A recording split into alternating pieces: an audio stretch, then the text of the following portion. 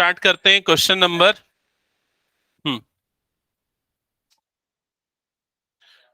Question number 9। Question number 9 जल्दी से देखना क्या लिखा है।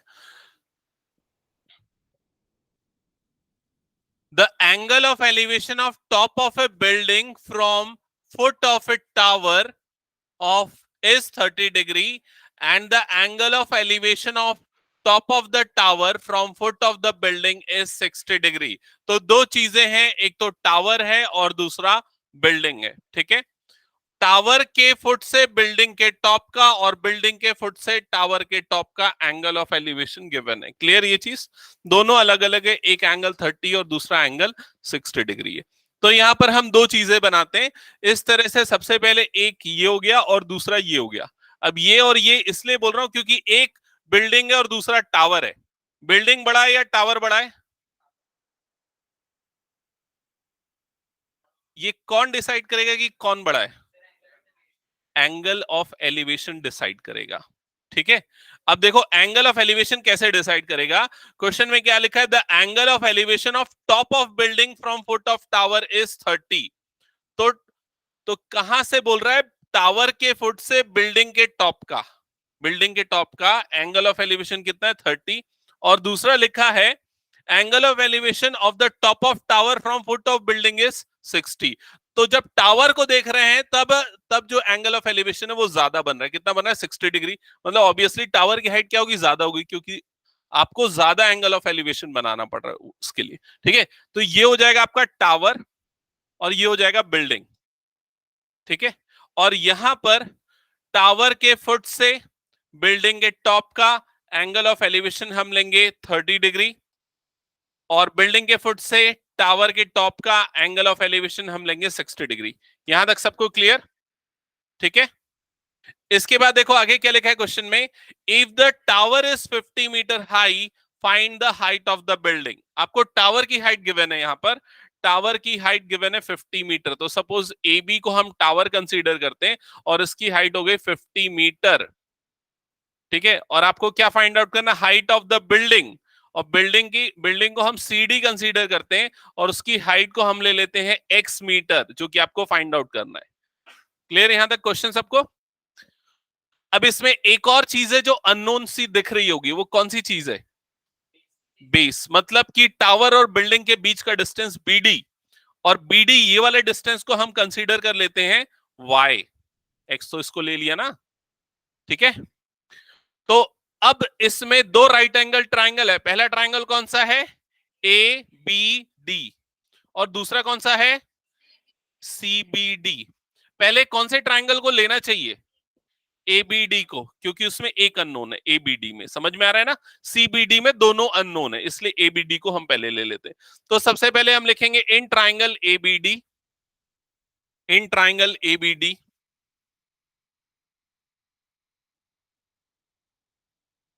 अब एबीडी वाले ट्राइंगल में, एबीडी वाले ट्राइंगल में एंगल कितना बन रहा है? एंगल कितना बन रहा है? 60 डिग्री। ये 50 क्या है? उसका परपेंडिकुलर। और ये जो y जो है वो क्या है? उसका बेस। तो यहां पर हम टेन थीटा अप्लाई करेंगे, बिकॉज परपेंडिकुलर और बेस के बीच में रिलेशन चाहिए। ठीक है, so tan theta is equals to perpendicular upon base. Tan theta के प्लेस पे आ जाएगा 60 डिग्री, परपेंडिकुलर हो जाएगा 50 मीटर और बेस हो जाएगा y। बीडी बेस को हमने y लिया। टेन 60 की वैल्यू होती है √3, तो √3 और y को इधर क्रॉस मल्टीप्लाई कर देते हैं, तो √3y इज इक्वल्स टू 50। ये हो जाएगा फर्स्ट इक्वेशन। क्या यहां तक सबको समझ में आया? यस, एक्नॉलेज करो। क्लियर है या नहीं? ओके, अब सेकंड कौन सा ट्राइंगल लेंगे? सेकंड ट्राइंगल कौन सा इसमें? सी बी डी, ये वाला सेकंड ट्राइंगल लेंगे। Now in triangle C B D, now in triangle C B D. अब सीबीडी वाले ट्राइंगल में देखो, सीबीडी वाले ट्राइंगल में बेस y है, परपेंडिकुलर x है। तो हम परपेंडिकुलर और बेस का रिलेशन लेंगे, जो कि मिलेगा tan थीटा से। tan theta is equal to perpendicular upon base. Theta की वैल्यू यहां पर क्या होगी? 30 डिग्री, सो थीटा के प्लेस पे आएगा 30। परपेंडिकुलर क्या कंसीडर किया हमने इसका, x, और बेस क्या है y, तो ये हो जाएगा x अपॉन y। टेन 30 की वैल्यू होती है 1/√3 is equal to x upon y। अब ये y क्रॉस मल्टीप्लाई हो जाएगा तो y/√3 is equals to x। कुछ तो भी गलत हो रहेगा यार।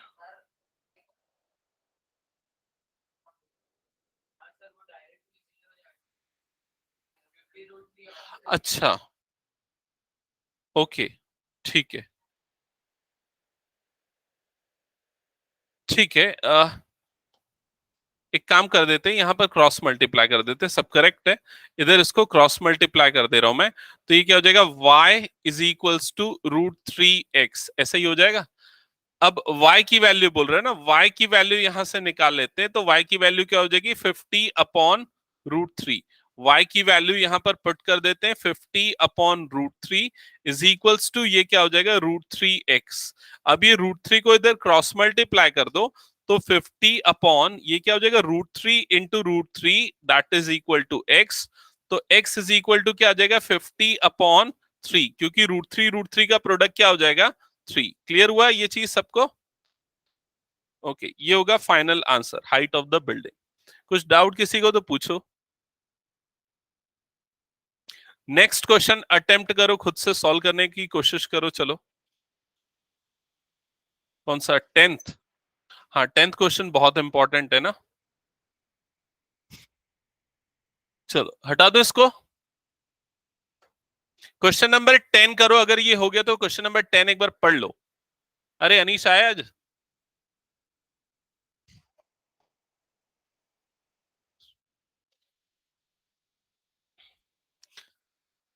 Question number 10। हाँ, सबने पढ़ लिया क्वेश्चन? पढ़ा कि नहीं हिमांशु? बुक नहीं लेके आया, कैसे पढ़ेगा तो फिर?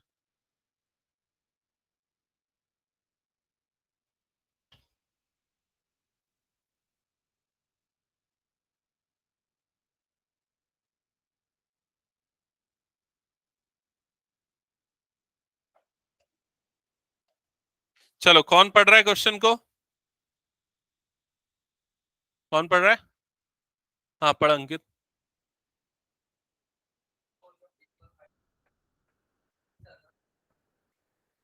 Okay, stop. Two poles of equal height are standing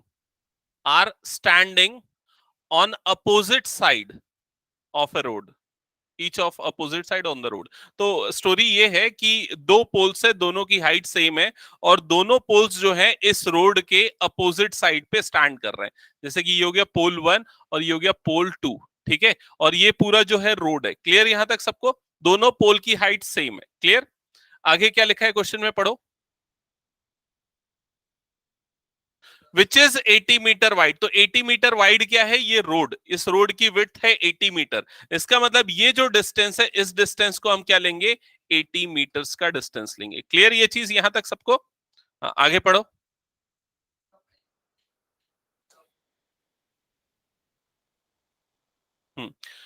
from any point on this road, इस रोड में अगर कोई भी एक रैंडम पॉइंट लेते हैं, सपोज ये वाला पॉइंट ले रहे हैं, पॉइंट पी। इस पॉइंट पी से दोनों पोल्स के टॉप का एंगल ऑफ एलिवेशन गिवन है। मतलब ये फर्स्ट पोल के टॉप का जो एंगल ऑफ एलिवेशन गिवन है वो कितना है, 60 डिग्री, और सेकेंड पोल के टॉप का एंगल ऑफ एलिवेशन कितना गिवन है, 30 डिग्री। क्या ये समझ में आया सबको? ये सब क्वेश्चन को पढ़ के ये फिगर बना लोगे ना? ठीक है, आगे पढ़ो।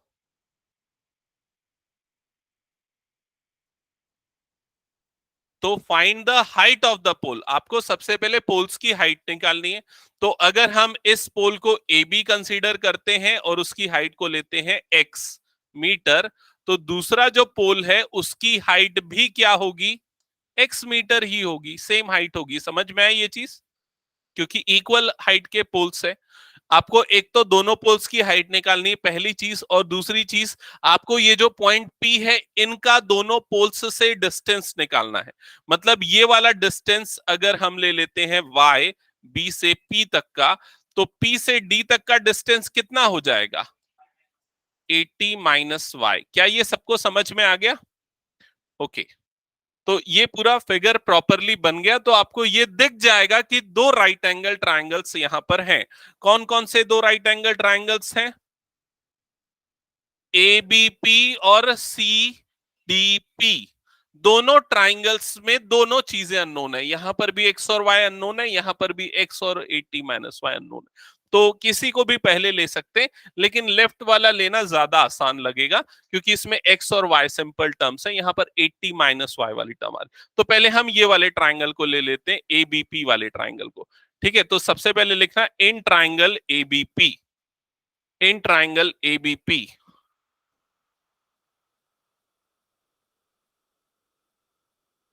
ये क्वेश्चन बहुत बार आया है ना, मैं बता देता हूं। आप लोग प्रीवियस ईयर क्वेश्चन अगर देखोगे ना, तो ये क्वेश्चन को देखोगे कि कम से कम 3 या 4 सालों में आया हुआ, पिछले 7-8 सालों की बात कर रहा हूं। ठीक है, सो इन ट्राइंगल एबीपी कौन सा ट्रिग्नोमेट्रिक रेशियो लेंगे? tan। तो यहां पर tan theta is equals to perpendicular upon base. Theta की वैल्यू क्या है एबीपी में? 60 डिग्री। परपेंडिकुलर क्या लेंगे इसमें हम? x। और बेस क्या है इसमें? y। ये चीज सबको क्लियर ना? अब 1060 की value √3 is equal to x upon y. इसको क्रॉस मल्टीप्लाई कर देते हैं, तो x इज इक्वल टू क्या हो जाएगा? √3y। और इसको हम कंसीडर कर लेते हैं इक्वेशन नंबर 1। किसी को कोई डाउट यहां तक तो पूछ लो। अब इसके बाद हम सेकेंड ट्राइंगल लेंगे। सेकेंड ट्राइंगल ये वाला C D P, C D P वाला ट्राइंगल। तो यहां लिखेंगे now in triangle C D P, now in triangle C D P. अब सीडीपी वाले ट्राइंगल में भी सेम ट्रिग्नोमेट्रिक रेशियो लेना पड़ेगा क्योंकि परपेंडिकुलर और बेस का रेशियो रिलेशन चाहिए। तो यहां पर भी लिखेंगे tan theta is equals to perpendicular by base. tan theta की वैल्यू यहां पर क्या आएगी? 30 डिग्री। परपेंडिकुलर क्या है इस ट्राइंगल का? x। और बेस क्या है? 80 माइनस वाई। तो हमने सारी वैल्यूज पुट कर दी। अब 1030 की वैल्यू पुट करेंगे। आभास बता 1030 की वैल्यू? 1/√3। वेरी गुड, ताली बजाओ भाई, ताली बजा दो। हाँ बस ठीक है। 1/√3 that is equal to x upon 80 minus y. ठीक है, अब क्या करेंगे? क्रॉस मल्टीप्लाई कर दो टर्म्स को। ये वाली टर्म इधर गई, ये वाली टर्म इधर गई, तो ये क्या हो जाएगा?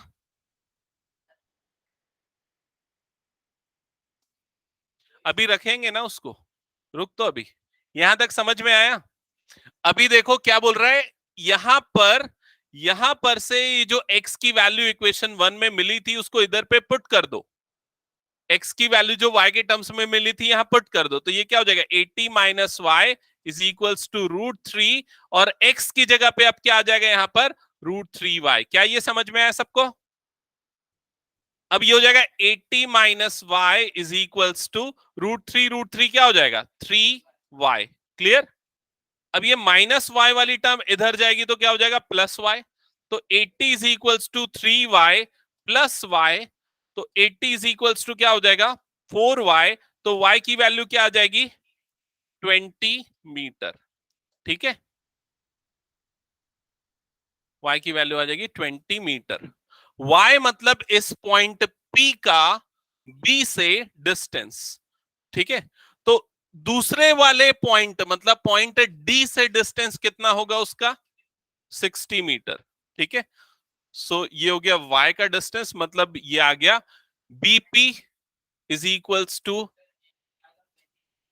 ठीक है, dp is equals to 80 minus y. So dp is equals to 80 minus 20. So dp is equals to 60 metre. ये हो गया सेकेंड आंसर। फिर बच गया x निकालना है, तो by equation 1 x is equals to क्या था? √3y। तो x इज इक्वल्स टू हो जाएगा √3 इंटू 20। तो x की वैल्यू हो जाएगी 20 √3 मीटर्स। ये हो गया next answer. Clear? That's it.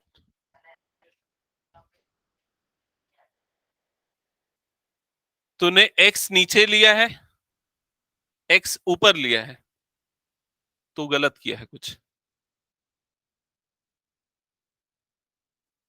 मैं चेक कर लेता हूं। और किसी को कोई डाउट है इस क्वेश्चन में? ये क्वेश्चन देखो, एक बार ध्यान से सुन लो मेरी बात। इस क्वेश्चन को इस पूरे एकेडमिक ईयर में हम लोग 3-4 बार और करने वाले हैं। ठीक है, मतलब जब प्रीवियस ईयर क्वेश्चन करेंगे या बाद में और रिवीजन करेंगे तो डेफिनेटली करना पड़ेगा। तो मैं ये चाह रहा हूं कि ये आखिरी बार मुझे करना पड़े, आप लोग अच्छे से समझ लो, ताकि नेक्स्ट टाइम जब आओ आप सबसे बन जाइए क्वेश्चन। ठीक है, क्योंकि बहुत इंपॉर्टेंट क्वेश्चन है ये। अच्छा, जिनका ये हो गया, नेक्स्ट क्वेश्चन नंबर 11 ट्राई करना, फिगर विगर ड्रॉ करो, चलो जल्दी से, और सोच के रख लो कैसे सॉल्व करेंगे। सर फिगर दिया हुआ है।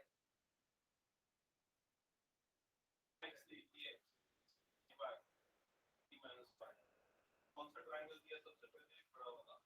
60।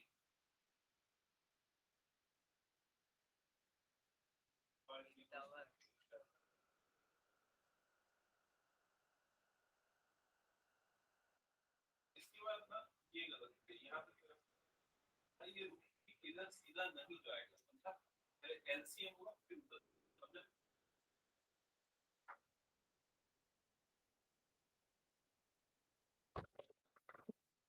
ओके, नेक्स्ट क्वेश्चन हटा रहा हूं फिर मैं इसको। नेक्स्ट क्वेश्चन, फिगर ड्रॉ किया सबने? ओके, हाँ तो दिया हुआ है फिर भी ड्रॉ करना पड़ेगा ना। एग्जाम में क्वेश्चन पेपर में भी फिगर दिया हो फिर भी ड्रॉ करना है आप लोगों को।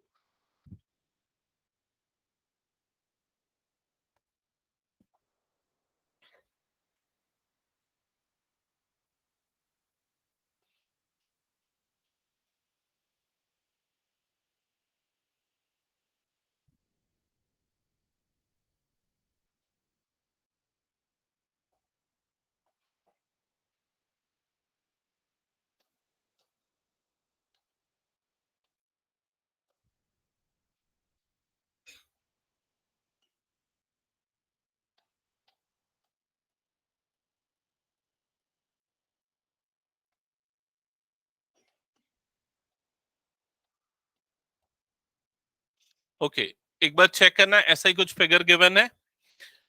हाँ, अब क्या लिखा है क्वेश्चन में? A TV tower stands vertically on a bank of canal. ये भी इंपॉर्टेंट क्वेश्चन है। ठीक है, 10 के बाद जितने भी क्वेश्चन है ना पूरे इंपॉर्टेंट है। A TV tower stand vertically on a bank of canal. तो यहां पर ये जो ए बी दिख रहा है ये टीवी टावर है, और ये कनाल के एक बैंक पे है, मतलब कनाल के एक किनारे पे है। क्लियर ये चीज? हाँ, नहर, कनाल नहर होता है। हाँ,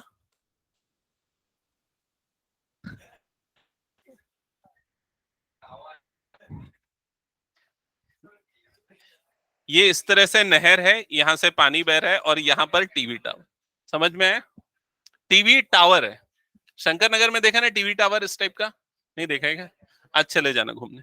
ठीक है, सो क्या लिखा हुआ है? A TV tower stands vertically on a bank of canal, a point on other bank directly opposite to the tower, the angle of elevation of the top of the tower is 60 degree. अब यहां पर थोड़ा समझना, TV tower A B यहां पर है, और जो कैनाल है ना वो ये बी से सी इसके बीच में फ्लो हो रहा है। समझ में आ रहा है कि नहीं? कैनाल की कुछ विड्थ होगी, एक किनारे पे ये टीवी टावर है और दूसरे किनारे पे ये पॉइंट सी है, और इस किनारे पॉइंट सी से टीवी टावर के टॉप का एंगल ऑफ एलिवेशन गिवन है 60 डिग्री। समझ में आया ये चीज? ओके, अब क्या लिखा हुआ है इसमें? From another point 20 meter away from this point on the line joining this point to the foot of the tower, the angle of elevation of the top of the tower is 30 degree. तो अगर आप question को अच्छे से पढ़ोगे तो क्या लिख रहा है?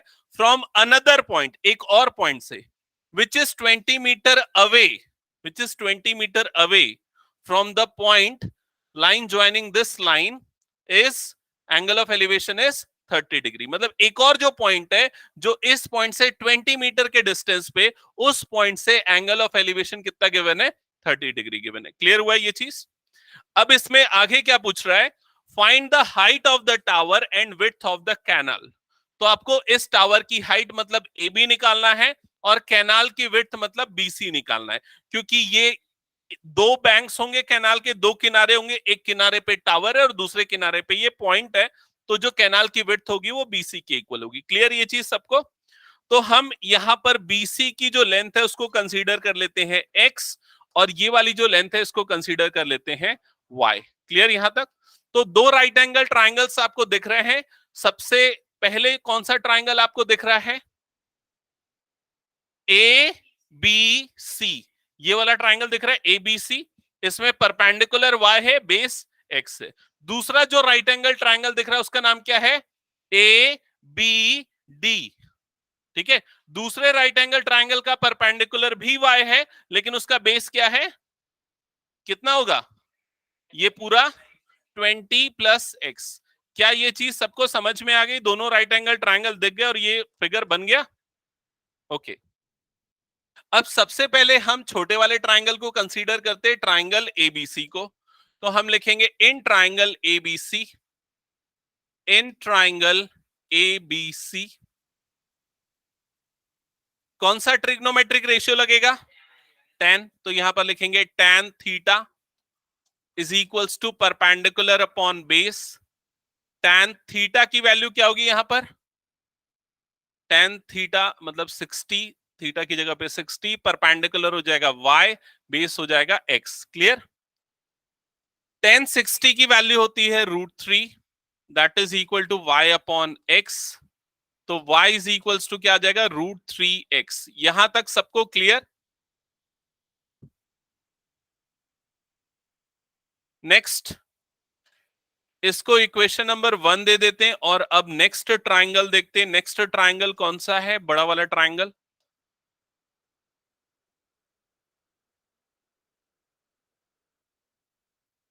इन triangle A D B, in triangle A D B, triangle ADB में अगेन tan थीटा अप्लाई होगा। So tan theta is equals to perpendicular upon base. Theta की वैल्यू यहां पर कितनी है? 30 डिग्री। परपेंडिकुलर क्या हो जाएगा? y, बेस हो जाएगा 20 प्लस एक्स। क्लियर? tan 30 की वैल्यू होती है 1 upon √3 is equals to y upon 20 plus x. Cross multiply करो टर्म्स को, तो ये हो जाएगा 20 plus x is equal to √3y। यहां तक समझ में आया? अब y की वैल्यू इक्वेशन नंबर 1 से उठा के इस जगह पे रख दो, तो 20 plus x is equal to क्या हो जाएगा? √3। y की जगह पे क्या आ जाएगा? √3x। तो 20 plus x is equal to √3 क्या हो जाएगा? 3x। ये x वाली टर्म इधर जाएगी, तो 20 is equals to 3x minus x. So 20 is equals to 2x। तो x इज इक्वल्स टू क्या आएगा? 20/2, that is equals to 10। Check करो अगर कोई डाउट है तो। x इज इक्वल्स टू आ गया 10 मीटर। x हमने क्या लिया था यहां पर? x हमने लिया था कैनाल की विड्थ, तो विड्थ ऑफ कैनाल आ गया 10। और y इज इक्वल्स टू क्या था इक्वेशन 1 से? √3x। तो y की वैल्यू आ जाएगी 10√3 मीटर्स। तो ये होगा आंसर। कैनाल की विड्थ हो जाएगी 10 मीटर और इस टीवी टावर की हाइट हो जाएगी 10√3 मीटर। किसी को कुछ डाउट समझ में नहीं आया तो पूछ लो। हिमांशु समझ में आया?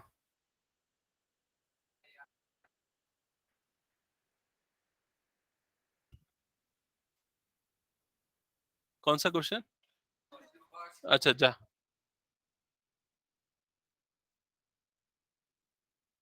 नेक्स्ट क्वेश्चन स्टार्ट करो। अगर जिनका क्लियर हो गया, किसी का कुछ डाउट है तो पूछ लो इसमें।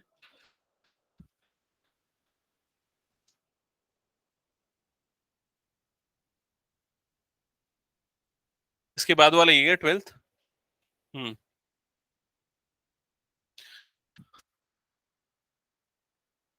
नेक्स्ट क्वेश्चन देखते हैं, क्वेश्चन नंबर 12।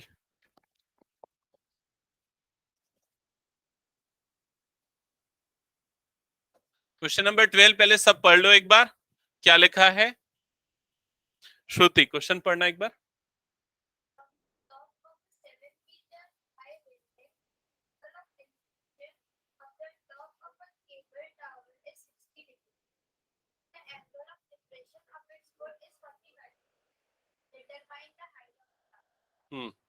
सबने पढ़ लिया ना क्वेश्चन अच्छे से? ये क्वेश्चन जो है प्रीवियस क्वेश्चन से थोड़ा अलग है। क्या अलग है पता है इस क्वेश्चन में? क्योंकि इस क्वेश्चन में दोनों टाइप के एंगल दिए, एंगल ऑफ एलिवेशन भी दिया है और एंगल ऑफ डिप्रेशन भी दिया है। ठीक है, तो क्वेश्चन की स्टार्टिंग में क्या लिखा है? From a top of 70 metre high building, sorry 7 metre high building. तो सबसे पहले हम क्या करेंगे, एक बिल्डिंग बना देंगे जिसकी हाइट हो जाएगी 7 मीटर। बिल्डिंग को हम कंसीडर कर लेते हैं ए बी। ए बिल्डिंग का टॉप है, बी बिल्डिंग का फुट है, और ये हो गया ग्राउंड लेवल। ठीक है, अब इसके बाद फिर से पढ़ रहा हूं, from a top of 7 metre high building the angle of elevation of top of cable tower is 60 degree. तो एक केबल टावर है, केबल टावर, यहां से उस केबल टावर के टॉप का एंगल ऑफ एलिवेशन गिवन है, वो कितना है? 60 डिग्री। मतलब ऑब्वियसली केबल टावर की हाइट क्या है? बिल्डिंग की हाइट से ज्यादा होगी। तो यहां पर केबल टावर के टॉप को सी और उसके फुट को डी लेते हैं, और पॉइंट ए से सी की तरफ बनने वाला एंगल ऑफ एलिवेशन जो है वो कितना है? 60 डिग्री। समझ में आया ये चीज? अब 60 डिग्री किसके रेस्पेक्ट में बनेगा? हॉरिजॉन्टल एक्सिस के रेस्पेक्ट में, हॉरिजॉन्टल लाइन। तो हॉरिजॉन्टल लाइन मतलब जब हम ए को इस तरह से आगे बढ़ाएंगे, ए पे एक हॉरिजॉन्टल लाइन बनाएंगे, तो ये हो गया। और यहां पर ये वाला जो एंगल बन रहा है, this angle is actually 60 degree. सबको क्लियर यहां तक का फिगर? आगे क्या लिखा है इसके बाद पढ़ना। आगे लिखा है and the angle of depression of its foot is 45 degree. And angle of depression of its foot, किसका फुट? बिल्डिंग का कि टावर का? टावर का। तो यहां से इसी पॉइंट से टावर के फुट का मतलब कि डी का एंगल ऑफ डिप्रेशन गिवन है। कितना गिवन है? 45 डिग्री। तो ये वाला जो हम ज्वाइन करेंगे लाइन, यहां पर ये जो एंगल बनेगा, ये एंगल कितना बनेगा? 45 डिग्री। क्वेश्चन और फिगर सबको समझ में आ गया यहां तक? ओके। इसमें एक और इंपॉर्टेंट पॉइंट है, उसको भी मार्क कर लेते हैं, जो यहां पर बना हुआ है। इस पॉइंट को हम कंसीडर कर लेते हैं ई। ठीक है, अच्छा ये बताओ ईडी की लेंथ कितनी होगी? 7। क्योंकि ए बी 7 मीटर है, तो ईडी भी क्या होगा? 7 मीटर होगा, क्योंकि ये एक्चुअल में एक रेक्टेंगल बनेगा, तो अपोजिट साइड्स क्या होंगे? इक्वल होंगे। ठीक है, तो यहां पर ईडी की लेंथ हो जाएगी 7 मीटर, ए बी भी 7 मीटर। अभी क्वेश्चन में लास्ट स्टेटमेंट पढ़ना बच गया है। क्या बच गया है? क्या क्या फाइंड करना है? वो determine the height of the tower. तो आपको टावर की हाइट निकालनी है। तो टावर की हाइट निकालने के लिए हमको चाहिए सीई। तो सीई को हम कंसीडर कर लेते हैं एक्स। तो टावर की हाइट एक्चुअल में क्या हो जाएगी? एक्स प्लस एक्स या 7 प्लस एक्स? 7 प्लस एक्स या x+7, यही होगा ना, दोनों प्लस होगा तभी तो हाइट मिलेगी। अच्छा, इसमें ये बीडी जो है, टावर और बिल्डिंग के बीच का डिस्टेंस भी अननोन है, उसकी जरूरत पड़ेगी, तो उसको भी हमको कंसीडर करना पड़ेगा। तो इसको हम कंसीडर कर लेते हैं y। क्लियर ये चीज? हाँ, ए बी और ईडी वैसे प्रूफ करने की जरूरत नहीं पड़ती है, लेकिन अगर आपको प्रूफ करना है तो आप ये लिख सकते हो कि ये दोनों साइड्स जो है क्या हो गए? पैरेलल, हॉरिजॉन्टल लाइंस है। ये दोनों क्या हो गए? पैरेलल, क्योंकि दोनों वर्टिकल लाइंस है। तो इसलिए ये पैरेललोग्राम बन गया, और पैरेललोग्राम के अपोजिट साइड्स क्या होते हैं? इक्वल। ऐसा लिख सकते हो, लेकिन इसमें जरूरत नहीं पड़ती उसके प्रूफ करने की। ठीक है, ओके, यहां तक सबको क्लियर ना? अब इसके बाद मुझे ये देख के बता, आपको एंगल ए डी बी दिख रहा है? अंकित बहुत बात कर रहे तू, नहीं किया क्या? तो उसकी तरफ क्यों देख रहा था? इधर देख सामने। एंगल ए डी बी कितना होगा? 45 डिग्री। एडीबी मतलब ये वाला एंगल, ये एंगल कितना होगा? 45 डिग्री। क्यों होगा? Alternate interior angle. क्लियर ये चीज? अच्छा, अभी ना मुझे ये बताओ, एई दिख रहा है सबको? एई, एई की लेंथ कितनी होगी? वाई, क्योंकि ये एई और बीडी भी आपस में क्या होंगे? इक्वल। तो एडी की लेंथ, एई की लेंथ भी हो जाएगी वाई। क्लियर? अब इसमें आपको जो दो राइट एंगल ट्राइंगल फोकस पे रखने हैं, वो कौन से हैं? आप कौन कौन से राइट एंगल ट्राइंगल सेलेक्ट करोगे बताओ? एक तो होगा ए बी डी, जो सबसे नीचे बन रहा है, ये दिख रहा है कि नहीं? ए बी डी, ABD लेना क्यों चाहिए? क्योंकि इससे आपको क्या मिल जाएगा? बेस, मतलब कि क्या मिल जाएगा? y। समझ में आई ये चीज? दूसरा जो राइट एंगल ट्राइंगल लोगे वो कौन सा होगा? ACE। ये वाला ट्राइंगल क्यों लेंगे? क्योंकि y हमको मिल चुका होगा, उसको यहां पुट करेंगे तो उसके बाद हमको क्या मिल जाएगा? x। और x मिलेगा तो हमको क्या मिल जाएगी? इस टावर की हाइट मिल जाएगी। समझ में आई ये चीज? तो अब हम स्टार्ट करते हैं इसका सॉल्यूशन। सबसे पहले हम लिखेंगे in triangle ABD, in triangle ABD। इसके बाद क्या लिखेंगे अंकित?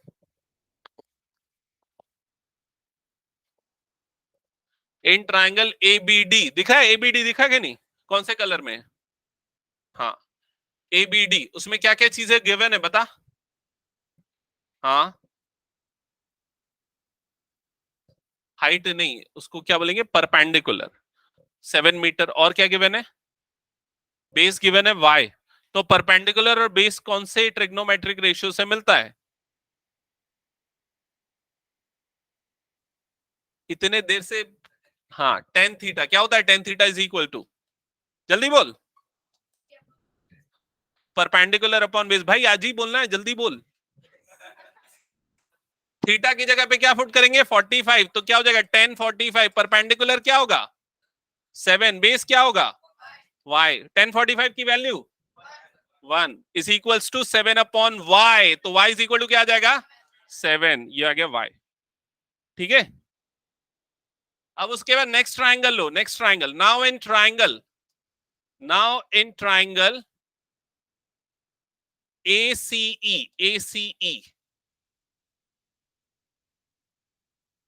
अगेन tan थीटा लेंगे। tan theta is equal to perpendicular upon base.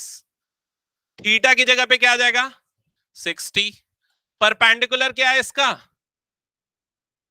देखो अच्छे से, पहले फिर बोलो। परपेंडिकुलर कौन सा? ACE का परपेंडिकुलर क्या है? x। अपॉन बेस क्या है इसका? y। AE that is y। tan 60 की वैल्यू कुछ doubt? √3 is equal to x upon y। Cross multiply होगा, x इज इक्वल टू क्या हो जाएगा? √3y। अब y की वैल्यू यहां पर रख दो 7, तो x की वैल्यू क्या हो जाएगी? 7√3। क्या यहां तक समझ में आया? हाँ ठीक है, ठीक है। यहां तक क्लियर सबको? अब आपको क्या निकालना बच गया इसमें? Height of the tower. So यहां लिखेंगे height of tower that is equal to CD।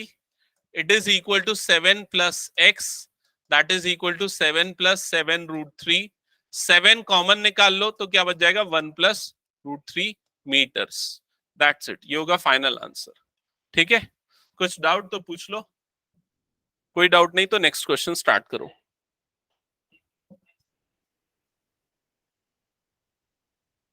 Book में आंसर कैसा लिखा है? कैसा लिखा है? हाँ तो वैसे ही छोड़ दो। √3 की वैल्यू तब तक पुट मत करो जब तक क्वेश्चन में गिवन ना हो कि यूज √3 इज इक्वल टू 1.7। ठीक है, नेक्स्ट क्वेश्चन स्टार्ट करना ट्राई करो, फिगर ड्रॉ करो। हाँ, 1.414।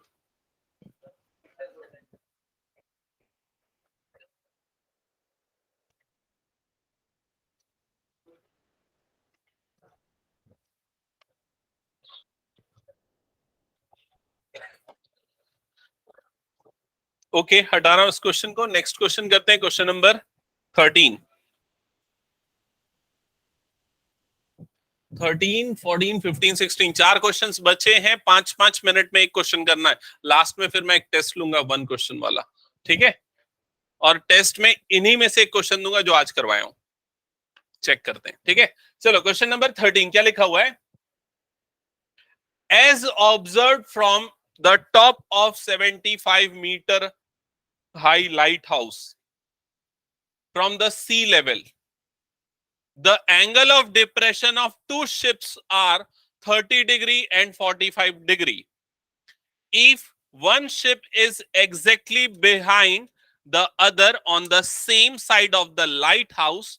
Find the distance between the two ships.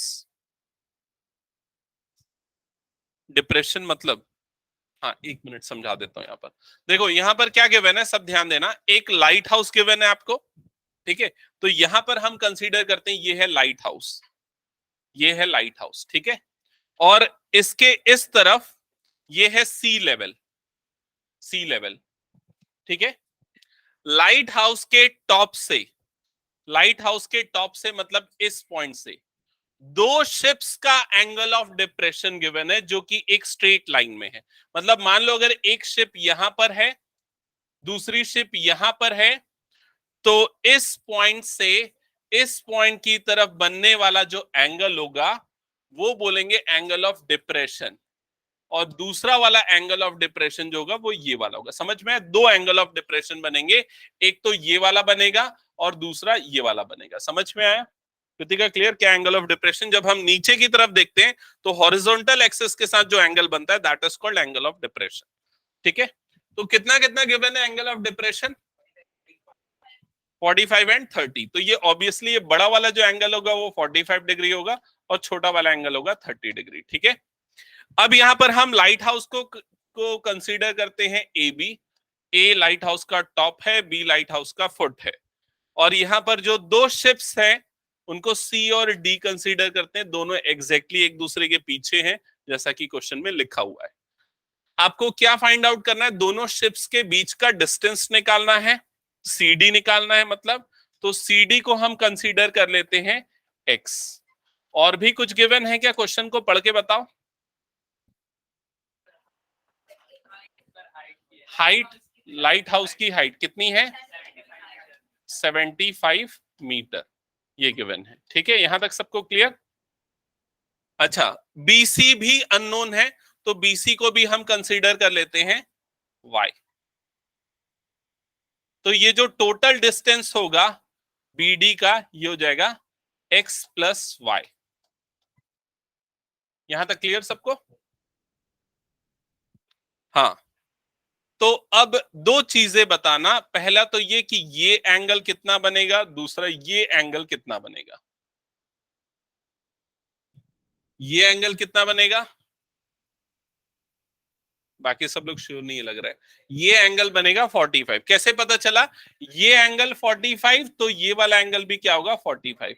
वर्ट alternate interior angles, क्योंकि ये दोनों क्या होंगे? पैरेलल, तो ये ऑल्टरनेट इंटीरियर एंगल। सिमिलरली ये एंगल 30 तो ये वाला एंगल भी कितना बनेगा? 30 डिग्री। तो ये 30 डिग्री और ये हो गया 45 डिग्री। क्लियर? तो यहाँ दो राइट एंगल ट्राइंगल्स हमको देखने हैं। सबसे पहला राइट एंगल ट्राइंगल किसको फोकस करेंगे? A B C, A B C. इस राइट एंगल ट्राइंगल का परपेंडिकुलर है 75, बेस है y और ये कितना गिवन है? 45। तो टेन थीटा अप्लाई करेंगे, अप्लाई करो, y की वैल्यू मिल जाएगी। सॉल्व करो, चलो आगे।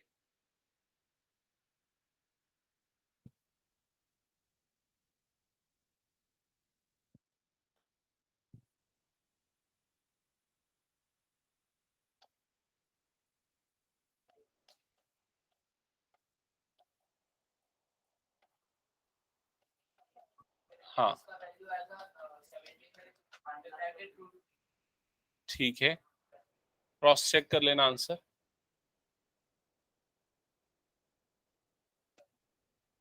देख लो यहां तक ठीक किया। थीटा पी और बी तीनों की वैल्यू पुट किया। 1045 की वैल्यू क्या होती है? 1। तो ये क्या हो जाएगा? 1 is equals to 75 upon y. Cross multiply करना, y इज इक्वल्स टू 75। ये हो जाएगा y। उसका क्या आ रहा है? दोनों में से कोई एक गलत हो। हम्म हम्म ठीक है, यहां तक हो गया। अब नेक्स्ट ट्राइंगल लेते हैं। नेक्स्ट कौन सा ट्राइंगल लेंगे? ए बी डी, मतलब ये बड़ा वाला ट्राइंगल लेंगे। इस बड़े वाले ट्राइंगल में now in triangle A B D,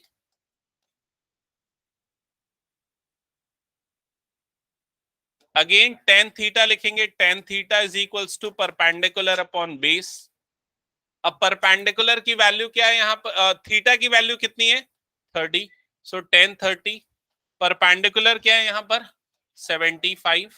base कितना है, बेस होगा x प्लस वाई, पूरा बेस होगा ना यहां से यहां तक, तो ये हो जाएगा x प्लस वाई। tan 30 की वैल्यू होती है 1/√3 is equals to 75/x plus y. Cross multiply करो टर्म्स को, तो क्या हो जाएगा x plus y is equals to 75√3। अब इसके बाद यहां पर आप वैल्यू पुट करो y की, जो आपने यहां निकाली है, y के प्लेस पे पुट कर देना 75। सो x प्लस 75 इज इक्वल टू 75√3। ये वाली टर्म 75 इधर जाएगी, so x is equals to 75√3 minus 75। So x is equals to 75 common निकलेगा, क्या हो जाएगा √3 माइनस 1 मीटर।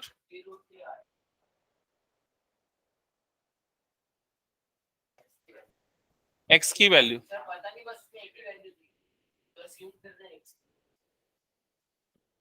चेक करो एक बार।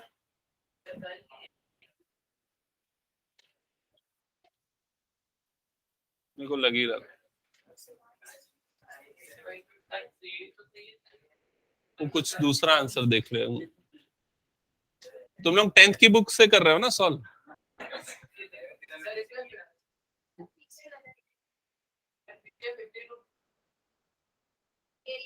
डुप्लीकेट बुक खरीद लिया लग रहा है।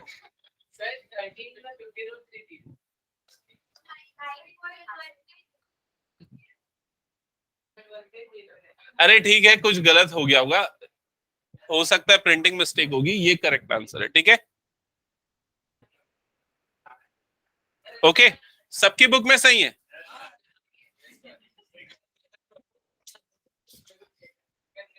ठीक है, next question number 14। Question number 14, चलो जल्दी यहां पर ध्यान देना। अब भाई 14th क्वेश्चन जो है और 15th क्वेश्चन, ये जो दो क्वेश्चन है ये और ज्यादा टफ है, समझ रहे हो ना, मतलब ये हायर लेवल पे आ गया। अब अच्छे से समझना क्या लिखा है, फिगर को देखते हुए समझना। A 1.2 meter tall girl spots a balloon moving with the wind in horizontal line at a height of 88.2 meter from the ground। तो वो दिख रही है, वो गर्ल दिख रही है और वो एक बलून को ऑब्जर्व कर रही है, ठीक है। और बलून की जो टोटल हाइट है वो कितनी है 88.2 मीटर, और वो बलून फर्स्ट पोजीशन से सेकंड पोजीशन में मूव कर रहा है, हॉरिजॉन्टल लाइन में मूवमेंट हो रहा है, समझ में है? मतलब उसकी हाइट चेंज नहीं हो रही है बलून की, उसका डिस्टेंस बस चेंज हो रहा है। क्लियर यहां तक? अब क्या लिखा है आगे, the angle of elevation of the balloon from the eye of the girl at any instant is 60 degree। तो इनिशियली जब वो बलून को उसने स्पॉट किया तो एंगल ऑफ एलिवेशन कितना बन रहा था 60 डिग्री, वो फिगर में भी आपको दिख रहा है। और उसके बाद क्या लिखा है, after some time the angle of elevation reduces to 30 degree. कुछ देर के बाद बलून का मूवमेंट हो गया, वो आगे की तरफ गई और अब एंगल ऑफ डिप्रेशन कम हो गया, जैसे यहां आपको दिख रहा है 30 डिग्री हो गया। क्लियर? क्या लिखा है, find the distance travelled by the balloon during this interval. तो आपको जो बलून का डिस्टेंस ट्रैवल है वो निकालना है, समझ में आया? तो सबसे पहले फिगर ड्रॉ कर लो अच्छे से, बलून पूरा बनाने की जरूरत नहीं, पॉइंट बना लेना, ठीक है? ठीक है,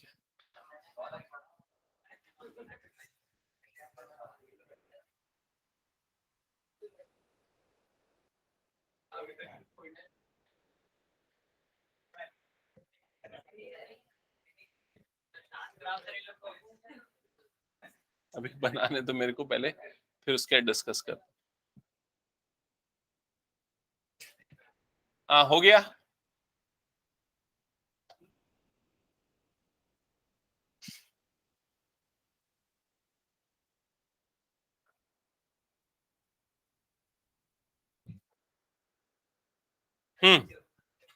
सो इधर ध्यान देना आप सब, ध्यान से सुनो। सबसे पहले ये जो गर्ल है इसकी पोजीशन मार्क कर लेते हैं ए बी, ठीक है। बलून की इनिशियल पोजीशन हम कंसीडर करते हैं C D, after some movement जो बलून की नई पोजीशन हो गई उसको हम ले लेते हैं E F. Clear? First time जब उसने बलून को स्पॉट किया तो एंगल ऑफ एलिवेशन बन रहा था 60 डिग्री, तो ये एंगल बन रहा था 60 degree. After some time it reduces to 30 degree, तो ये कितना हो गया 30 डिग्री। बलून की हाइट आपको गिवन है, ये टोटल हाइट यहां से यहां तक की वो कितनी है 88.2 मीटर, तो 88.2 मीटर। ठीक है, अच्छा अब इधर पे थोड़ा कैलकुलेशन पे ध्यान देना। इस पॉइंट को कंसीडर करते हैं जी, तो एफ जी की लेंथ कितनी होगी 1.2। समझ में आया कि नहीं? क्योंकि ए बी की लेंथ कितनी है 1.2, गर्ल की हाइट जो है वो गिवन है आपको 1.2, तो ये एक्चुअल में ये वाली हाइट भी उतनी ही होगी, तो ये वाली हाइट कितनी आ जाएगी 1.2।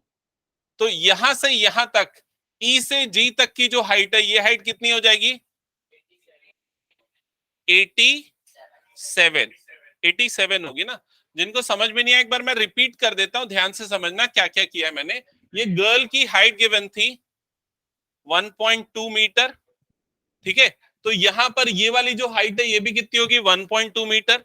बलून की जो टोटल हाइट है ग्राउंड लेवल से वो 88.2 है, तो ये जो ईजी की लेंथ होगी वो होगी 88.2 minus 1.2, that is 87, 87 metre, 87 metre. Clear यहां तक सबको?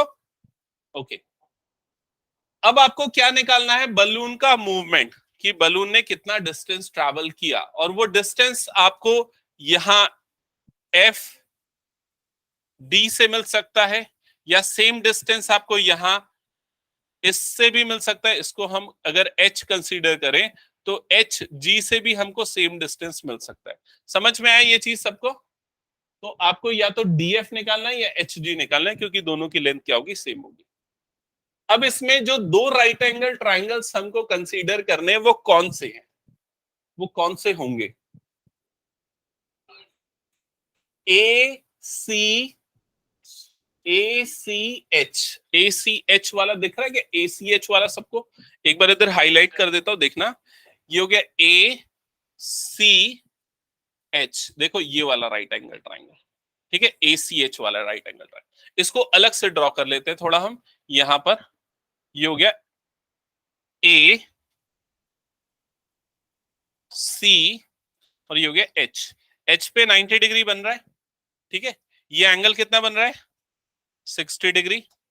अच्छा ये जो सी एच की हाइट है, सी एच वो कितनी होगी 87, क्योंकि ये ईजी और सी एच दोनों क्या होगा सेम होगा।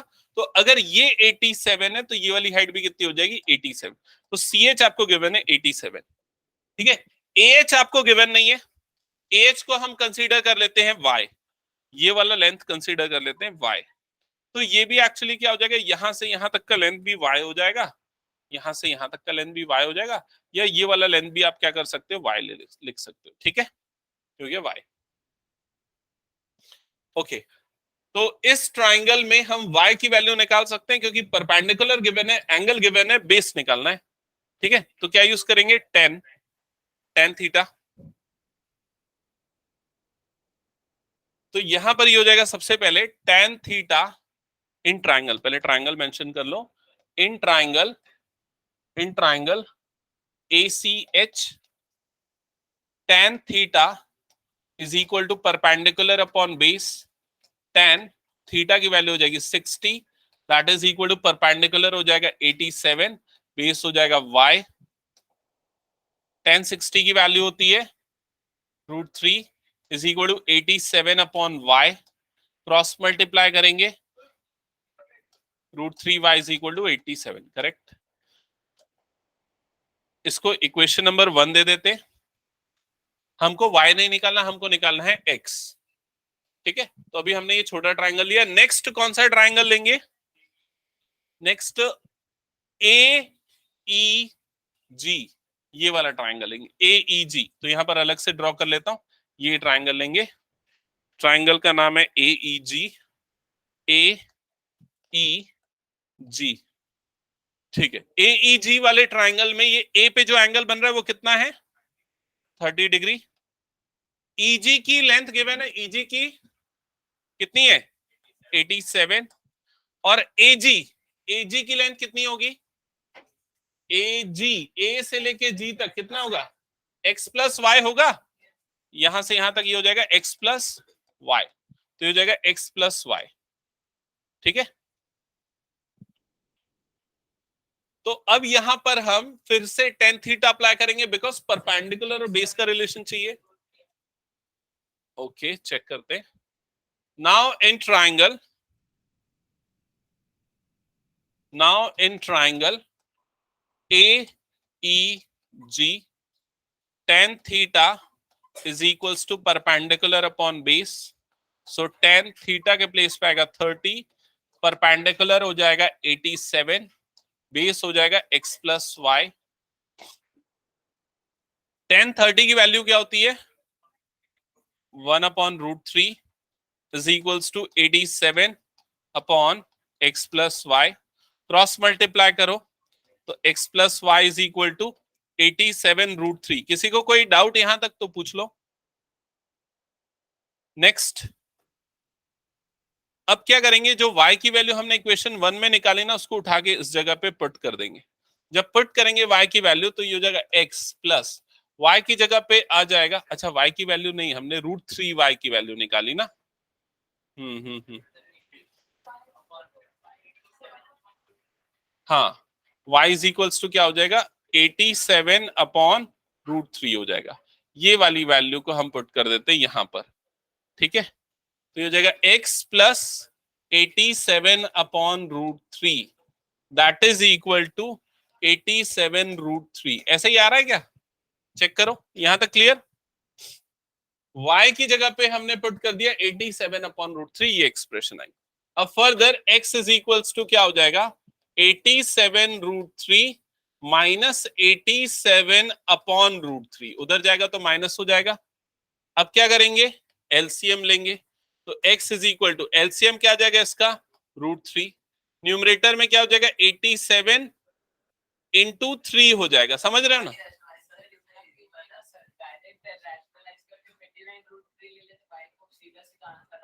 हाँ, ये भी ठीक है, वैसे ही कर लेते हैं। चलो पहले रैशनलाइज कर लेते हैं। रुक जाओ, ये पूरा मैं अभी डिलीट कर देता हूँ, y की वैल्यू पे सिंप्लीफिकेशन कर देता हूँ। ठीक है,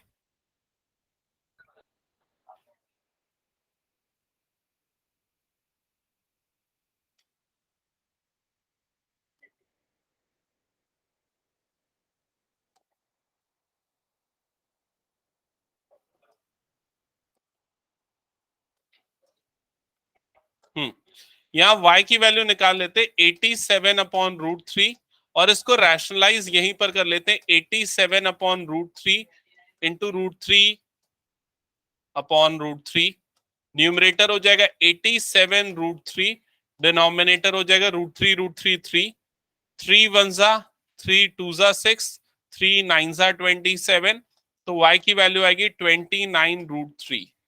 y की इस वैल्यू को हम पुट कर देते हैं इस जगह पे, और ये हो जाएगा x plus 29√3 that is equal to 87√3। अब उसके बाद ये 29√3 यहां शिफ्ट होगा, so x is equals to 87√3 minus 29√3। कितना आएगा डिफरेंस? 58√3। ये होगा फाइनल आंसर। x जो कि क्या था? Distance travelled by the balloon आपको निकालना था। एक बार चेक कर लो, कुछ डाउट है तो पूछो।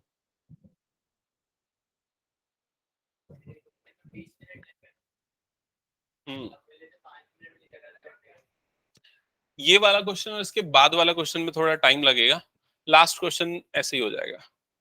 ठीक है, अभी बच गया है क्या? 10 मिनट बचे। चलो ठीक है, 15th क्वेश्चन तो कर ही लेंगे, 16th क्वेश्चन जो है उसको स्किप किया जा सकता है। उसका कारण ये है कि वो बेस्ड है कॉम्प्लीमेंट्री एंगल्स पे, जो कि डिलीटेड है आप लोगों के में, तो इसलिए 16th क्वेश्चन आएगा। हटा दो ये पूरा। नेक्स्ट क्वेश्चन आप लोग पढ़ लो। जो क्वेश्चन नंबर 15 है, ये भी बहुत इंपॉर्टेंट क्वेश्चन है, और इस क्वेश्चन में भी बहुत डाउट होता है बच्चों को, तो कोशिश करना एक बार में समझ लो इस क्वेश्चन को।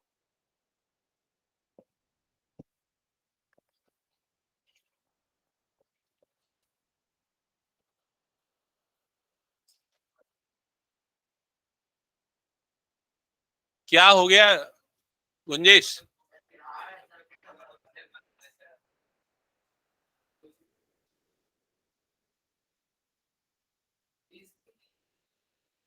हो गया, हटा दो क्या? Okay, next question number 15। Gunjesh question पढ़ना। हम्म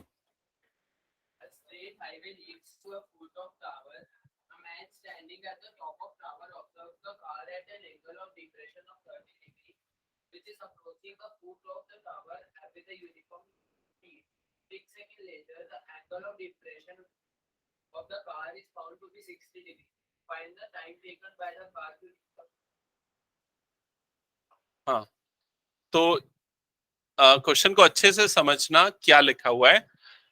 इसमें लिखा है a straight highway leads to the foot of a tower. तो ये एक स्ट्रेट हाईवे है और ये कहां पर जा रहा है? एक टावर के फुट की तरफ जा रहा है, तो ये टावर हो गया। ठीक है, तो साथ में फिगर ड्रॉ करते चलो। सबसे पहले ये बना लो, यहां पर पॉइंट ए टॉप हो गया, पॉइंट बी ये फुट हो गया टावर का। क्लियर यहां तक? और ये एक हाईवे है, स्ट्रेट हाईवे। अब इसके बाद लिखा है a straight highway leads to foot of a tower. A man standing at the top of the tower observes a car at an angle of depression of 30 degree. एक person है, एक man है, वो पॉइंट ए पे खड़ा है और वो एक कार को ऑब्जर्व कर रहा है जो कि इस हाईवे पे चल रही है। ठीक है, सपोज उसने जब कार को स्पॉट किया, जब उसने कार को देखा, तब जो एंगल ऑफ डिप्रेशन बन रहा था कार को देखने के लिए, वो कितना बन रहा था? 30 डिग्री। तो यहाँ ए से ये वाला जो एंगल ऑफ डिप्रेशन बन रहा है, ये एंगल कितना बन रहा है? 30 डिग्री। तो angle of depression with respect to horizontal axis बनता है, मतलब ये वाला जो एंगल बन रहा है, ये एंगल कितना बन रहा है? 30 डिग्री। इसका मतलब ये एंगल कितना बन रहा है? 30 डिग्री। समझ में है यहां तक सबको? अब इसके बाद क्या लिखा हुआ है आगे क्वेश्चन में? which is approaching to the foot of the tower with a uniform speed. So this car at point C is approaching towards the foot of the tower at a uniform speed. Clear ये चीज? तो वो point सी से move कर रही है, B की तरफ जा रही है, और जब ये जा रही है उस समय क्या बोल रहा है? 6 seconds later the angle of depression of the car is found to be 60 degree. 6 seconds के बाद कार का मूवमेंट यहां से बी की तरफ हुआ, और सपोज जब वो पॉइंट डी पे पहुंची, तब ये जो एंगल ऑफ डिप्रेशन है वो बढ़ गया, और अब एंगल ऑफ डिप्रेशन कितना हो गया? 60 डिग्री हो गया। ये एंगल कितना हो गया? 60 डिग्री। क्या ये समझ में आया सबको? तो यहां पर ये जो एंगल बनेगा, वो एंगल भी कितना बनेगा? 60 डिग्री। क्लियर यहां तक सबको ये चीज? और सी से डी तक के मूवमेंट में कितना टाइम लगा? 6 सेकेंड्स का। तो सी डी का डिस्टेंस नहीं, सी डी का जो टाइम है, सी से डी का जो ट्रैवल टाइम है, उसको हम टी सेकेंड, नहीं टी नहीं, कितना लिखा है? 6 सेकेंड। उसको हम 6 सेकेंड कंसीडर करेंगे। क्लियर ये चीज? यहां मैंने मेंशन किया ये टाइम है, ये डिस्टेंस नहीं है। ठीक है, यूजुअली हम डिस्टेंस लिखते हैं, यहां पर अभी मैंने टाइम लिखा है। ओके, और जो स्पीड है वो यूनिफॉर्म स्पीड है। यूनिफॉर्म स्पीड को हम यूज करेंगे क्योंकि speed into time is equal to क्या होता है? डिस्टेंस। ठीक है, अच्छा अब आगे क्या लिखा है क्वेश्चन में? Find the time taken by the car to reach the foot of the tower from this point. मतलब इस पॉइंट से टावर के फुट तक पहुंचने में उसको कितना टाइम लगेगा, ये आपको निकालना है। तो अब डी से बी तक पहुंचने में सपोज टी सेकेंड्स का टाइम लगेगा, तो आपको वो टी सेकेंड्स वाला टाइम निकालना है। क्लियर हुआ ये चीज सबको? ओके, और कुछ गिवन है क्या? और कुछ भी गिवन नहीं, आई थिंक। ठीक है, अब देखो क्या करेंगे। यहां पर दो चीजें अभी मैंने नहीं ली है। एक तो टावर के हाइट को अभी कुछ भी हमने कंसीडर नहीं किया, ना ही क्वेश्चन में गिवन है। तो हम टावर के हाइट को कंसीडर कर लेते हैं y। ठीक है, और दूसरी चीज है स्पीड, इस कार की स्पीड। इस कार की स्पीड को हम कंसीडर कर लेते हैं, स्पीड इज इक्वल टू क्या लेंगे? x मीटर पर सेकेंड। x मीटर पर सेकेंड। क्लियर यहां तक सबको? ठीक है, अब मेरा क्वेश्चन ये है कि CD का डिस्टेंस कितना होगा? डिस्टेंस इज इक्वल्स टू क्या होता है? स्पीड इंटू टाइम, यही होता है डिस्टेंस। तो C से D का डिस्टेंस अगर निकालना है तो स्पीड x हो गई और टाइम क्या हो गया 6, तो CD का डिस्टेंस कितना होगा 6x। क्या ये सबको समझ में आया? इसीलिए मैंने बोला ये डिस्टेंस नहीं, ये क्या है, टाइम है। डिस्टेंस निकलेगा मल्टीप्लाई करने से टाइम और स्पीड को। तो डी बी का डिस्टेंस कितना होगा, डी बी का डिस्टेंस देखो, डी बी के बीच का टाइम कितना लग रहा है t सेकेंड, स्पीड यूनिफॉर्म है मतलब वो सेम है, कांस्टेंट है, तो कितना हो जाएगा डीबी का डिस्टेंस, डीबी का पूछ रहा हूं यहां से यहां तक का कितना हुआ टी एक्स। क्लियर हुआ ये चीज सबको? डीबी का डिस्टेंस क्या होगा टी एक्स। नहीं है माही समझ में? देखो डिस्टेंस इज इक्वल टू क्या होता है speed into time. Speed x लिया है हमने, टाइम लिया हमने टी, तो स्पीड इनटू टाइम कर दो, टी इनटू एक्स। यहाँ पे भी वही किया था, टाइम इनटू स्पीड, तो 6x। क्लियर ये चीज? ओके अब ये बताओ सी से बी तक का टोटल डिस्टेंस कितना होगा? सी से बी तक का जो टोटल डिस्टेंस होगा यहां से आखिरी तक का, वो होगा 6 प्लस टी इंटू एक्स। यही होगा? समझ में आएगी नहीं कैसे निकाला? ये टोटल टाइम हो गया, इंटू क्या हो गया, इंटू क्या हो गया स्पीड, टाइम इंटू स्पीड। ठीक है, या फिर 6x प्लस टी एक्स, दोनों को जब ऐड करोगे x कॉमन निकल जाएगा, क्या बच जाएगा 6 प्लस टी, यही बचेगा। ओके अब निकालना क्या है हमको इस पूरे क्वेश्चन में? क्या निकालना है हमको? निकालना है t, x और y नहीं निकालना है। समझ में आ रहा है कि नहीं? सिर्फ टाइम निकालना है। कोई भी डिस्टेंस यहां पर गिवन नहीं है। ठीक है, तो अब राइट एंगल ट्रायंगल पे फोकस करो। कौन कौन से राइट एंगल ट्रायंगल आपको दिख रहे हैं? ए, ए बी सी। सबसे पहले ये बड़ा वाला ट्रायंगल आपको दिख रहा है, कौन सा है? A B C. नेक्स्ट दूसरा जो ट्रायंगल आपको दिख रहा है वो कौन सा है? ए डी सी, ये वाला ट्रायंगल। ये दोनों ट्रायंगल कंसीडर करेंगे एक एक करके। सबसे पहले छोटे वाले को ले लेते, ए बी डी को ले लेते। तो in triangle A B D, in triangle A B D hypotenuse का कोई मतलब नहीं है दोनों केसेस में, तो हमको परपेंडिकुलर और बेस के बीच में ही रिलेशन चाहिए, जो कि किससे मिलता है? tan से मिलता है। तो यहां पर हम tan theta is equal to लिखेंगे परपेंडिकुलर अपॉन बेस। तो एबीडी वाले ट्राइंगल में थीटा की वैल्यू कितनी है? 60। तो ये क्या हो जाएगा? tan 60 is equal to perpendicular हमने क्या लिया देख के बताओ? y, और बेस क्या है इसका? tx। ठीक है, अब tan 60 की वैल्यू क्या होती है? tan 60 √3 होता है। tan 60 is equals to y upon tx। क्या ये समझ में आया? अब देखो इसके बाद ध्यान देना, सिर्फ t को जो है क्रॉस मल्टीप्लाई करो उधर, बाकी को मत करो। सिर्फ t को उधर भेजो, तो t उधर जाएगा तो इधर क्या हो जाएगा? √3t is equal to y upon x। क्या ये स्टेप समझ में आया सबको? देखो एक बार कंफर्म करो। ठीक है, इसको इक्वेशन नंबर 1 कंसीडर करो। अब नेक्स्ट ट्रायंगल पे फोकस करो। नेक्स्ट ट्रायंगल, क्या नाम है नेक्स्ट ट्रायंगल का?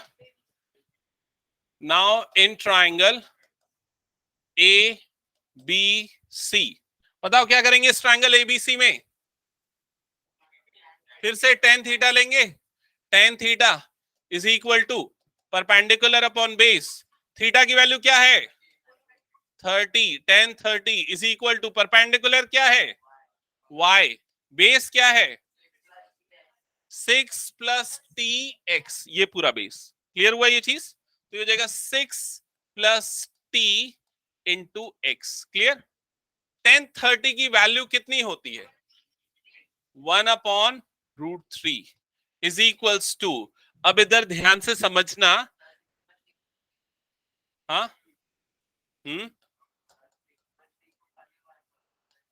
यस यस, 6 प्लस टी और ये हो गया एक्स। अब यहां पर इसमें भी हम क्या करेंगे? सिर्फ ये 6 प्लस टी वाली टर्म को इधर क्रॉस मल्टीप्लाई कर देंगे इधर पे, बाकी को नहीं करेंगे। तो ये 6 प्लस टी अपॉन क्या हो जाएगा? √3 इज इक्वल टू क्या हो जाएगा, y अपॉन x। ऐसा हमने इसलिए किया जस्ट बिकॉज जो हमने इक्वेशन 1 में y अपॉन x की वैल्यू निकाली थी उसको यहां पर पुट कर सके। समझ में आ रहा है? तो ये 6 plus t upon root 3 is equal to y upon x की जगह पे क्या आ जाएगा, रूट 3t। समझ में आई ये चीज? अब ये रूट 3 वाली टर्म इधर मल्टीप्लाई होगी तो 6 plus t is equal to root 3 क्या हो जाएगा, 3t। फिर उसके बाद t को इधर भेजो तो 6 इज इक्वल्स टू क्या हो जाएगा, 2t। तो t की वैल्यू क्या आ जाएगी, 3 सेकेंड्स। ये होगा फाइनल आंसर।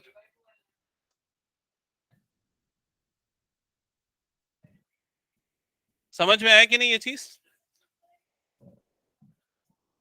कहां से, यहां से? ओके देखो यहां तक का स्टेप तो सेम था, टेन थीटा लिया परपेंडिकुलर अपॉन बेस। अब इस स्टेप पे देखो हमने क्या किया, हमको सिर्फ मतलब है टी से, वाई और एक्स से कोई मतलब नहीं है। तो हमने क्या किया, टी वाली टर्म को एक तरफ रखा, वाई और एक्स को दूसरी तरफ रखा। तो इसके लिए हमने 6 प्लस टी को उधर क्रॉस मल्टीप्लाई कर दिया, वाई अपॉन एक्स इस तरफ रखा है। फिर वाई अपॉन एक्स इक्वेशन 1 में हमने ऑलरेडी निकाल लिया था, उसको यहां पर रख दिया, मतलब वाई अपॉन एक्स की जगह पे क्या आ गया, रूट 3t आ गया।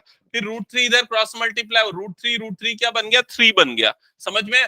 फिर t उधर जाएगा तो 3t माइनस टी, मतलब वो क्या बन जाएगा, 2t। तो ये अपॉन में जाएगा तो t की value 6 upon 2 that is 3। Clear हुआ ये चीज सबको? ये क्वेश्चन कई बार एग्जाम में आया हुआ है। तो अगर सबसे इंपॉर्टेंट क्वेश्चंस की बात करें इस चैप्टर के तो मैं आपको बता देता हूं।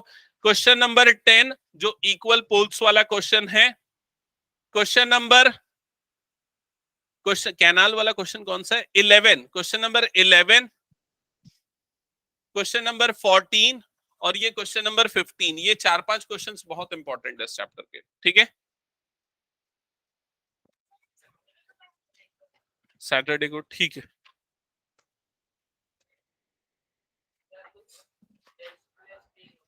अभी नहीं लेता, अभी तुम लोग स्कूल के टेस्ट के प्रिपरेशन करो। ठीक है, कुछ डाउट्स रहते हैं व्हाट्सएप कर दो। हाँ ठीक है, मैं बोलना भूल गया था।